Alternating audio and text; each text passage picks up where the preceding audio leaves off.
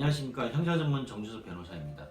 최근에 통신매체 이용 음란 행위에 관해서 자주 질문이 오셔서 이 범죄에 대해서 간단히 말씀드리도록 하겠습니다.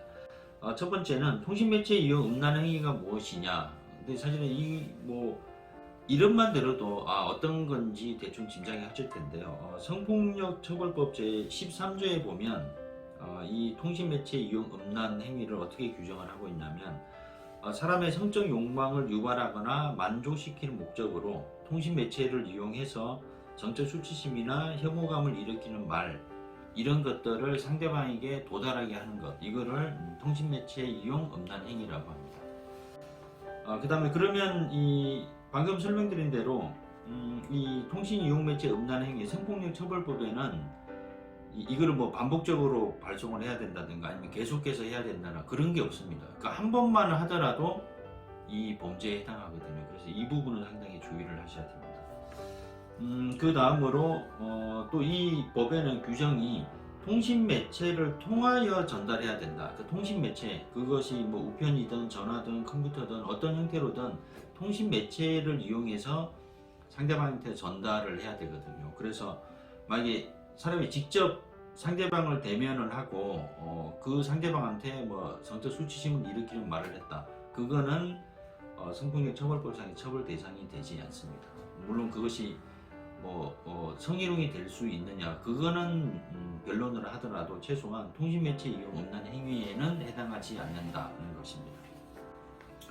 그 다음에 말씀드릴 거는 이 범죄가 자주 발생하는 경우가 어떤 거냐면, 요즘 사람들은 그 휴대폰 앱을 깔아가지고, 그러니까 나도 익명이고 상대방도 익명이고, 그러니까 전혀 모르는 이성과 제3자와 대화를 하는 과정에서 많이 발생하거든요.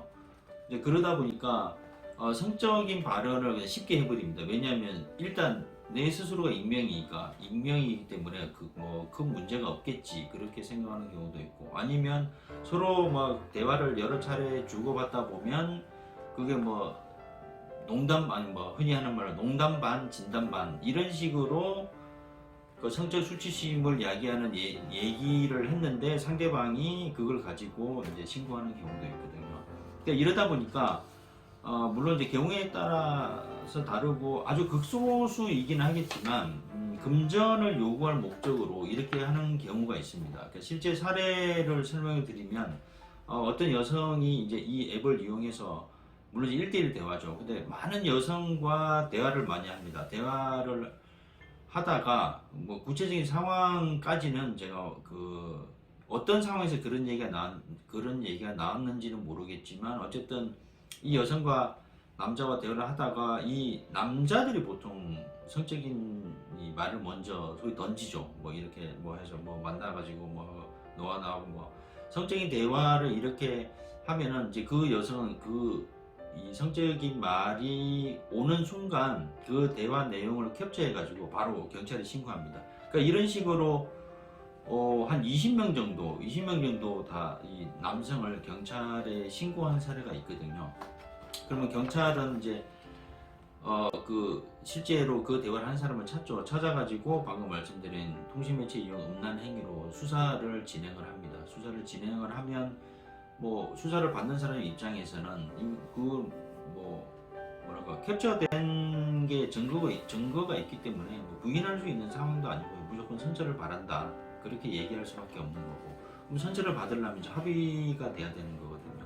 그래서 실제로 이 여성은 이런 식으로 20명 정도 되는 대화 상대방을 통신매체 이용 음란 행위다 해서 신고를 한 다음에 이 한 남성당 100만 원에서 200만 원 정도 합의금을 요구를 한 사안이 있습니다. 그러니까 결국은 이 앱을 통해서 다른 사람과 대화를 하는 건 상관없지만 대화를 할 때는 상당히 조심해야 된다, 그렇게 말씀드릴 수 있습니다. 시청해 주셔서 감사합니다.